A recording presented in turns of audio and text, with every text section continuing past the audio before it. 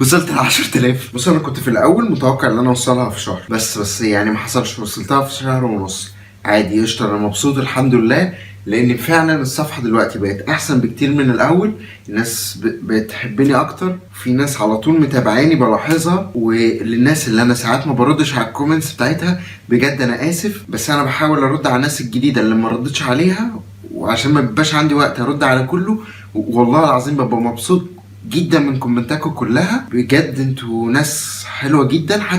حتى بس لو بتقولي اللي انت ضحكت جامد على الفيديو بتاعي، ده جدا بيبسطني. تعالوا بقى نجاوب على شويه اسئله على بص اسالني. والبوست راح فين؟ كومنتس مش راضيه تفتح. 2000 years later. الناس اللي بتكتب لنا ريفيوز دي والله العظيم انتوا ناس تحفه، ناس تحفه. وشكرا جدا على الريفيو بتاع دينا حسني ورحمه سامي وزياد ممدوح وشهاب اسامه وعبير محمود واسراء عادل واماني سعيد وبوده. وشكرا لكل الناس اللي عاملين لنا ريفيو، واللي عاملاه ريفيو مدياني 5 ستارز. شكرا بجد ليكم. والناس اللي ادتني 1 انا زعلان منهم. اول كومنت: زينة هتطلع امتى؟ ما خلاص يا ابن الكلب. لا ما هو كلب فعلا.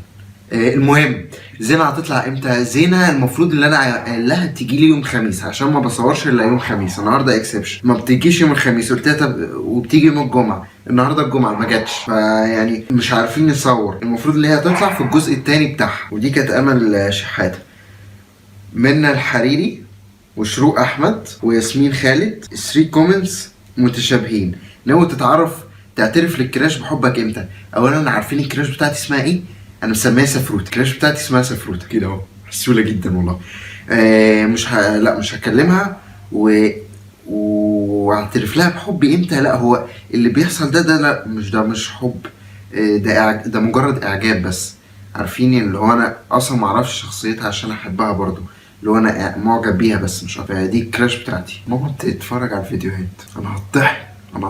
عارف لو اتاخرت اسبوعين ما نزلتش فيديو يبقى ماما قتلتني. ماشي عارفه. متخيل رد فعلها هيبقى ايه؟ هيبقى لا خلينا اصحاب، او هتفضح، هيتحفل عليا على الجروب. انا عارف هيحصل لي مصيبه، مش هيحصل لي حاجه حلوه ابدا، اصل حظي حلو. اما احمد السيد فبيقول لي اعمل حاجه لطلبه هندسه اعدادي. بص انا عملت فيديوهين، اللي بتاع سنه اولى كليه الجزء الاول والجزء الثاني، وعملت بتاع فتره الامتحانات ده برضه عشان ايه صبح. فالثلاثه دول لكل الناس حتى اعدادي هندسه. الاولى اللي انا اعمله هو ثانويه. وبصراحه دماغي بجد مش عارف افكر. يعني المفروض الاسبوع ده كنت اصور، انا صورت فيديو واحد بس، ومتضايق جدا بسبب اللي انا مش قادر افكر. مفيش حاجه في دماغي، دماغي مقفوله. منا بقى بتقول انت لسه ما شفتيش حاجه. ده اولا في الرياضيات. ثانيا الرياضيات ما بتتذاكرش، انت بتفهميها وبتقعدي تحلي بس بالحل الكتير عشان تشوفي كذا فكره ودماغك تتعود اللي هي تفكر.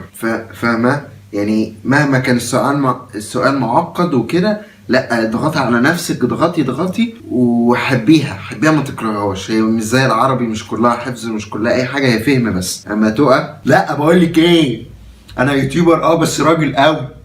هو كفايه الاسدال اللي كنت بلبسه في اول كام فيديو ليا، هو كفايه قوي. لكن كعب وميك اب وتلبس كعب ليه كده؟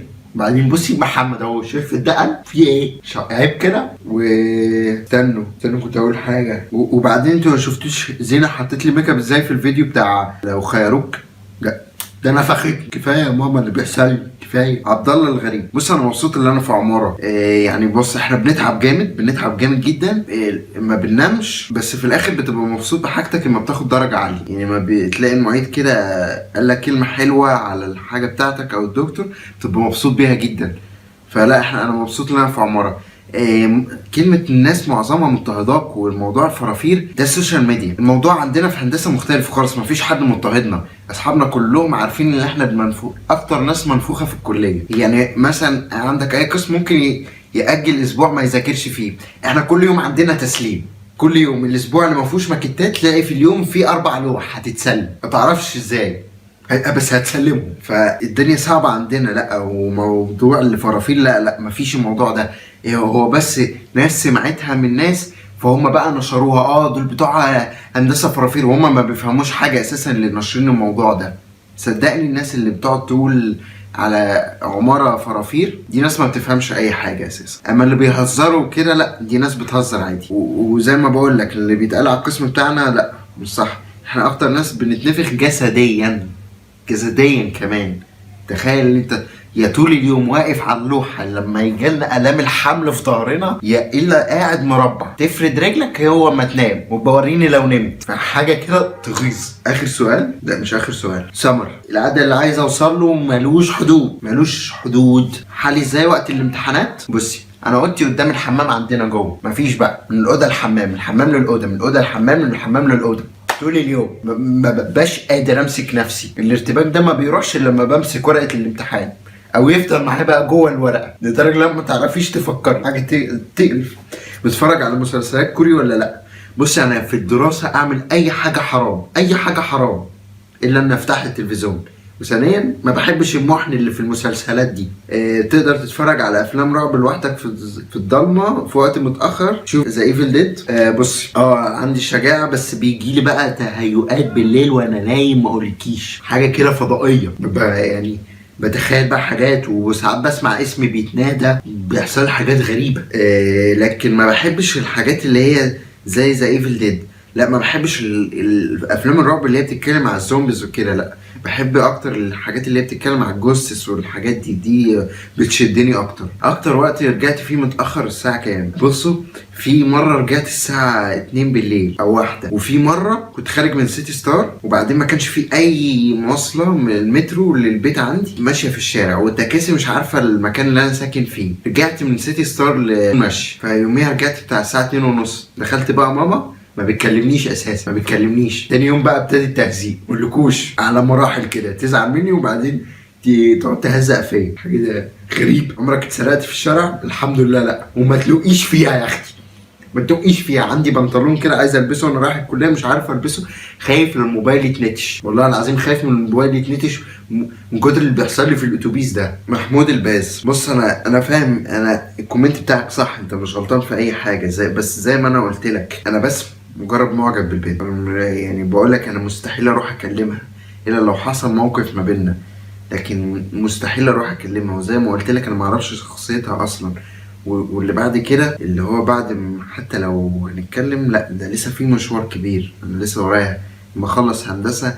لان انا فعلا يعني اللي مخليني ان انا ابقى حلمي بس ابقى يوتيوبر، مش عايز ابقى ممثل، اللي انا عايز ابقى في نفس الوقت مهندس ويوتيوبر. فحلم طويل اللي هو يعني، والموضوع اللي هو خطوبة والحاجات دي لا ده بعيدة قوي عن الموضوع ده. وبجد انت عندك حق، انا اسف. وموضوع الكراش بس هو معلق معايا عشان انا بحب يعني اشارك الناس باللي انا بحسه يعني، بس مش اكتر.